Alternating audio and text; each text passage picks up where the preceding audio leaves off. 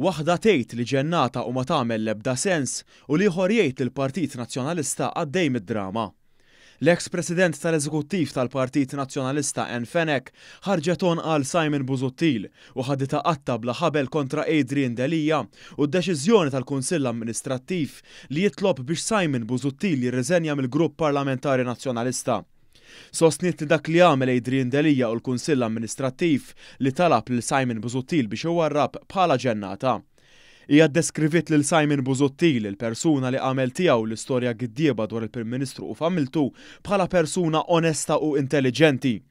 Min-naħa tiegħu, Richard Muscat, figura li jgawdi stima u rispett fih dan il-veterani nazzjonalisti u li ħadem magħhom sa minn żożitu, ġibet il-ħabel ta' Adrian D'Elia. Bħala membru fil-Kunsill Amministrattiv, Richard Muscat bħal donu ta' xifhem li kien inċert u saħaq li d-deċiżjoni tiegħu biex flimkien mal-kamp ta' D'Elia jappella lil Busuttil biex idoq l-irtirata għamilha bdieqa kbira.